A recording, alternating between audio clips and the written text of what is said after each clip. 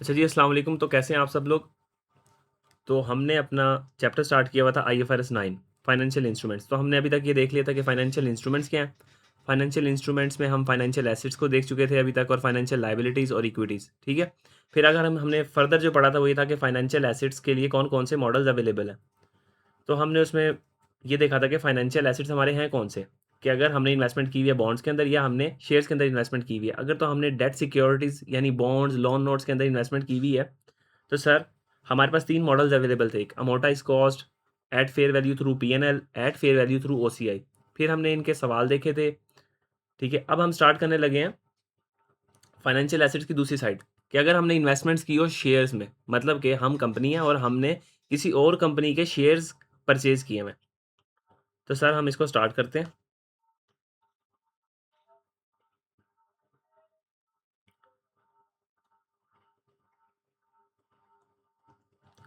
तो जी सर,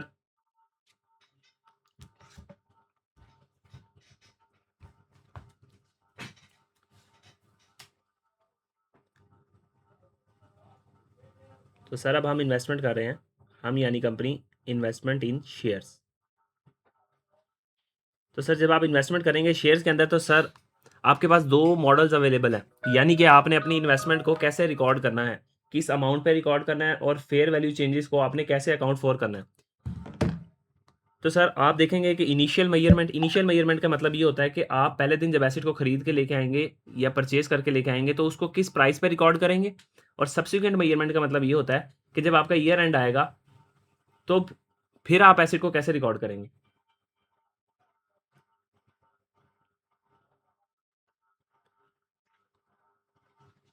तो सर इसमें हमारे पास 2 मॉडल्स अवेलेबल हैं, एक एफ मॉडल और एक एफ मॉडल।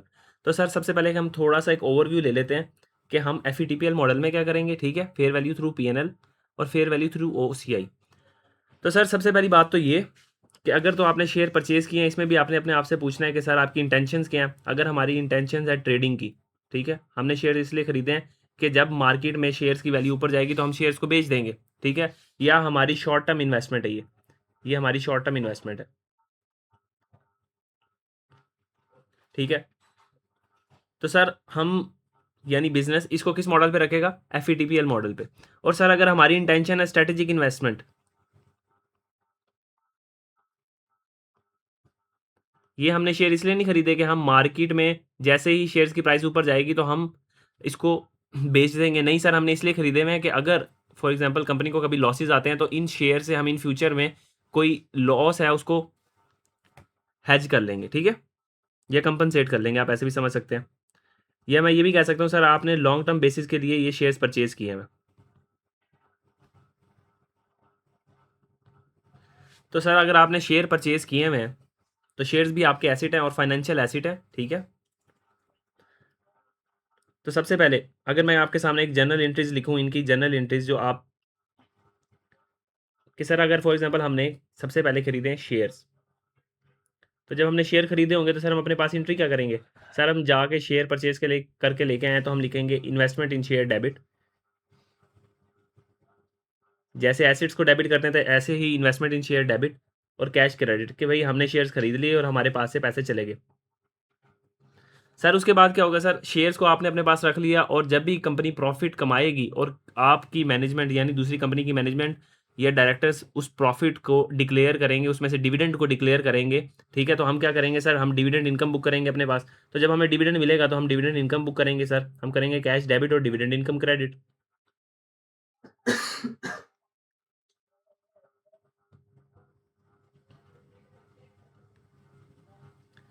सर प्लस हमने एक और चीज़ देखनी है कि अगर ईयर एंड के ऊपर यानी सब्सिक्वेंट मेजरमेंट के टाइम पे, ये तो थी इनिशियल मेजरमेंट, ठीक है। इनिशियल मेजरमेंट में यानी जब आप शेयर्स को खरीद के लेके आए हैं तब आपने शेयर्स को कैसे रिकॉर्ड करना है डे फर्स्ट पे अपनी बुक्स के अंदर। उसके बाद सर सब्सिक्वेंट मेजरमेंट यानी ईयर एंड के ऊपर,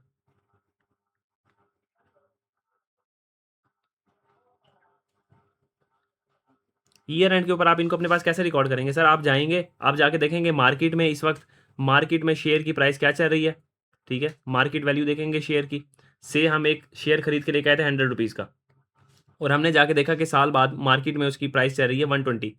तो सर हमारे शेयर ने हमें 20 का गेन दे दिया, तो हम इस गेन को रिकॉर्ड करेंगे। तो सर अब इस गेन को रिकॉर्ड करने के लिए यही 2 मॉडल दिए गए हैं। जब आपने ये देखना है कि अगर तो आप एफईटीपीएल मॉडल पे चल रहे हैं, यानी आपका पर्पस जो है, ठीक है, आपका बिजनेस मॉडल ट्रेडिंग है और शॉर्ट टर्म इन्वेस्टमेंट आपने की हुई है, तो आप क्या करोगे, वो जो गेन है उसको अपने पास कैसे रिकॉर्ड करोगे? सर एफईटीपीएल मॉडल में आप उसको गेन को थ्रू पीएनएल रिकॉर्ड करोगे, यानी इन्वेस्टमेंट इन शेयर डेबिट कर दोगे अपने पास के सर हमारे शेयर की वैल्यू बढ़ गई, अब 100 से कहाँ तक चली गई है, 120 पे। तो हम 20 रुपीज़ से इन्वेस्टमेंट इन शेयर डेबिट कर देंगे और सर जो गेन क्रेडिट करेंगे वो कहाँ पे क्रेडिट करेंगे सर? पीएनएल के अंदर।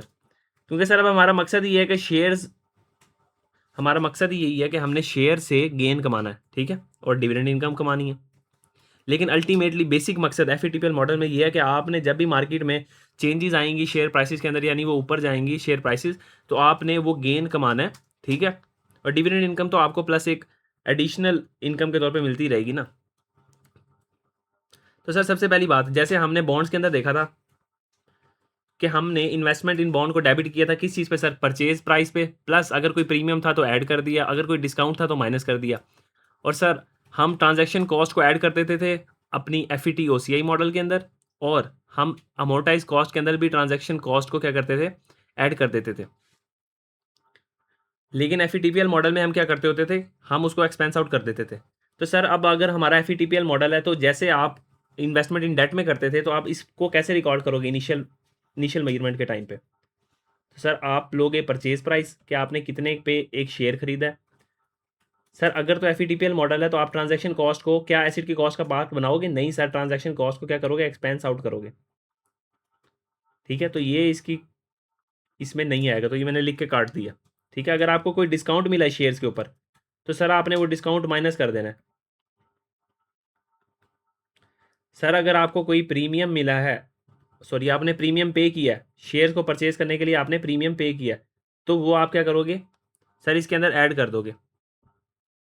तो सर ये आपकी परचेज प्राइस आ जाएगी शेयर की।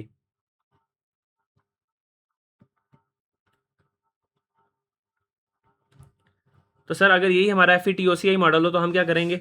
सिंपली हम ये करेंगे कि हमने कितने का एक शेयर परचेज किया, ठीक है, उसमें ट्रांजैक्शन कॉस्ट को ऐड कर देंगे, क्योंकि अब हमारा जो बिजनेस मॉडल है वो क्या है? Long term investment. अब हमने सिर्फ डिविडेंड इनकम कमानी है, हमारा मकसद ये नहीं है कि मार्केट में आने वाली चेंजेस को हम अकाउंट फॉर करें और उससे जो गेन आ रहा है उसको अपनी बुक्स में रिकॉर्ड करें, नहीं, ठीक है। और जो डिस्काउंट होगा सर उसको माइनस कर देना आपने। प्रीमियम अगर आपने कोई पे किया तो उसको आपने ऐड कर देना, तो आपकी परचेज प्राइस आ जाएगी एफईटीओसीआई के थ्रू। तो सर ये तो होगी सारी थ्योरेटिकल बातें, तो आए हम एक क्वेश्चन की तरफ चलते हैं और उस क्वेश्चन से सीखने की कोशिश करते हैं कि जी ये मॉडल काम कैसे करेंगे।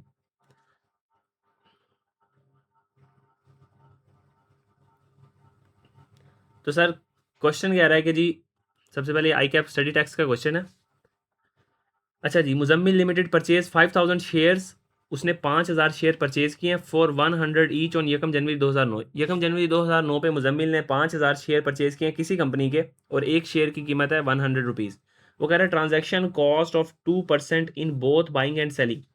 मतलब जो परचेज कर रहा है उसने भी ट्रांजैक्शन कॉस्ट 2% पे किया और जिसने सेल किया उसने भी 2% ट्रांजैक्शन कॉस्ट पे की है।